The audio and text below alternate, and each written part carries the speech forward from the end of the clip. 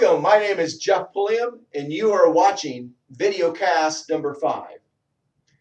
Tonight, what I want to do is quickly review videocast number 4. And as you recall, we talked about assumptions, constraints, high-level risks, and success criteria. Well, I'm not going to go back and discuss all of those again, but I'm going to take 2 of those items and share a little bit about a relationship between them that I think will help you as you put together and develop the project charter. And those 2 items that I'd like to speak to you about are assumptions and high-level risks. There's a connection there that I want you to consider. And that connection is that when you generate your assumptions, and as you recall our assumptions, that's that canvas that we're putting together. It's the project environment where we make assumptions or statements of what we believe will be fact during the course and conduct of our project work. So we need to paint that picture on that canvas.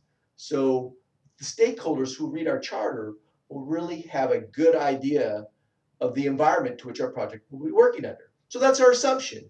So when we make these assumptions, collectively as a whole, we want to analyze them once we've done that, because what results out of our assumptions, and this is very intuitive, is that we're going to determine what those high-level risks are. So let's take an example. As you recall, we had a birthday party that we were going to hold outside, and we make a lot of assumptions. We assume that the weather is going to cooperate and treat us well so that we can have that birthday party outside in the backyard. We assume that everyone will receive invitations, that they will RSVP, and that we'll have an idea of the number of people who will come to our birthday event. And so there are a number of assumptions that we can create that from those assumptions, you'll be able to generate some high-level risks. So let's take a look at these examples. We assume that the weather is going to be good, but let's add a couple other assumptions. Let's assume that the birthday party is in Seattle, and let's assume that the birthday party will be held on February 9th, which is in the mid of winter in Seattle.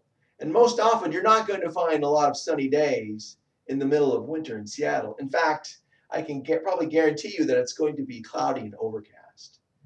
So the risk is the weather.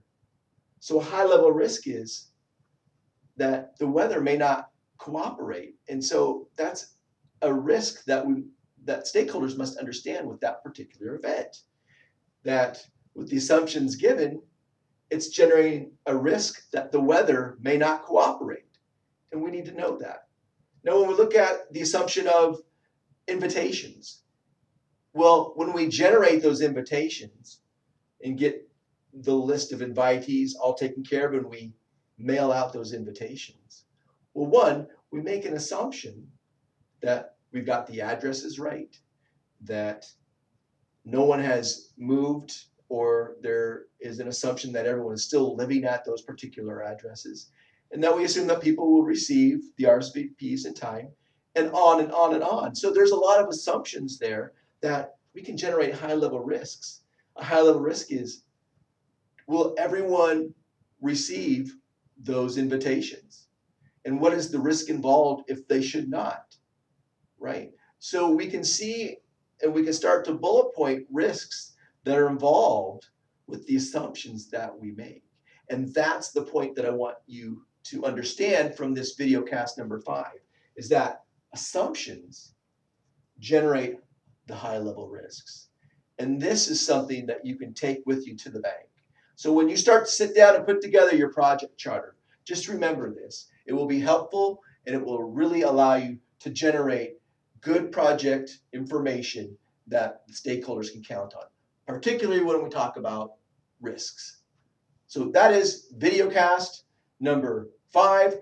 I hope you enjoyed it, and I look forward to providing you videocast number 6.